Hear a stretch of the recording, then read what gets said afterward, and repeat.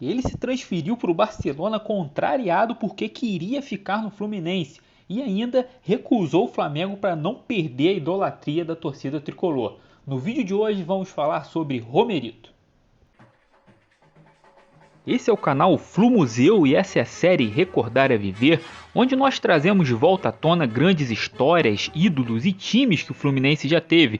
E desde já eu te convido a deixar um like nesse vídeo e se inscrever aqui no canal, porque assim mais tricolores vão ter acesso a esse tipo de conteúdo e você fortalece um canal independente que fala apenas sobre o Fluminense.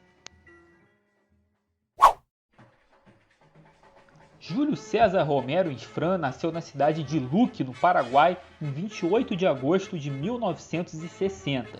Romerito, como ficou conhecido, vem de uma família de jogadores. Afinal, o seu pai jogou por alguns anos no Sportivo Luquenho, sendo inclusive campeão paraguaio, e o seu tio já chegou até a jogar no Vasco. Uma curiosidade é que o Romerito não fez divisões de base.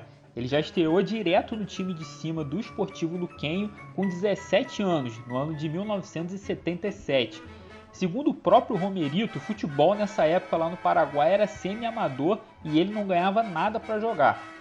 Romerito apareceu depois para o cenário internacional pela primeira vez durante a Copa América de 79, quando nas semifinais, em pleno Maracanã, o Romerito, que tinha apenas 19 anos, entrou no segundo tempo e fez o gol da classificação do Paraguai, eliminando o Brasil de Sócrates e Falcão. O Romerito então chamou a atenção do New York Cosmos e acabou sendo vendido para lá no ano de 1980. E por lá, nos Estados Unidos, ele teve a oportunidade de jogar com craques como Beckenbauer, Pelé e Carlos Alberto Torres. E algo que impressionou ele muito lá na passagem pelo Cosmos foi o nível de profissionalismo desses jogadores. E por lá também ele ficou muito amigo do Carlos Alberto Torres, que segundo o Romerito falava muito do Fluminense, e foi ali que ele começou a conhecer um pouco mais sobre o clube. Ele ficou por lá até o final de 83, quando surgiu uma proposta de um time do Rio de Janeiro, e não era o Fluminense, era uma proposta do Vasco.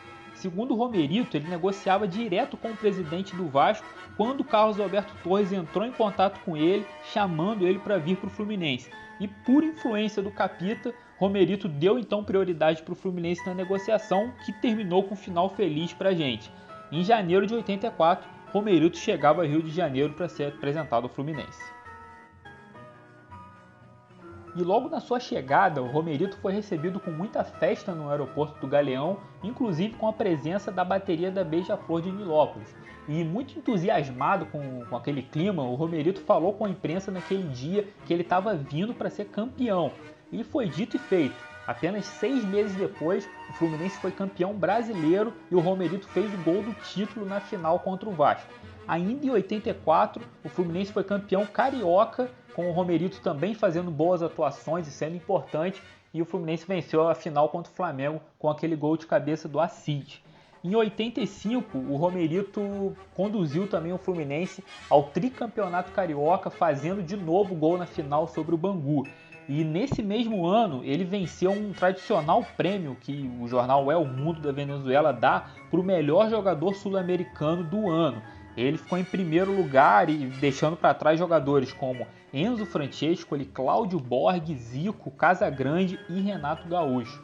Depois, no ano de 86, não vieram títulos para o Romerito no Fluminense, porém ele teve a oportunidade de jogar a Copa do Mundo naquele ano, o que não acontecia com a seleção paraguaia já há quase 30 anos.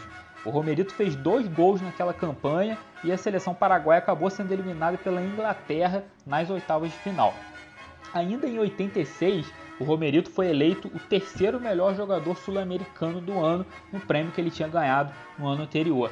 E de volta ao Fluminense, ele teve a oportunidade de vencer ainda alguns torneios internacionais, como por exemplo a Copa Kirin no Japão, o torneio de Seul lá na Coreia do Sul e a Taça Amizade dos Campeões em Angola, entre outros.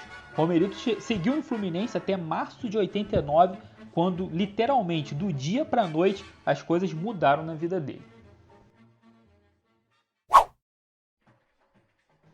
No dia 18 de março de 89, o Fluminense venceu a equipe do Porto Alegre de Itaperuna por 1-0 com gol do Romerito em partida válida pelo Campeonato Carioca daquele ano. Naquele dia, Romerito chegou em casa cansado e foi dormir, Até que às 2 da manhã o diretor do Fluminense liga para ele do nada com a seguinte notícia: ele havia sido vendido para o Barcelona. Mas por que para o Barcelona? Por que assim do nada? Para a gente entender melhor um pouco dessa história, a gente precisa ir lá para o Barcelona daquela época. Naquela época o Barcelona estava a 3 pontos do Real Madrid no Campeonato Espanhol e o técnico deles era ninguém menos que Johan Cruyff.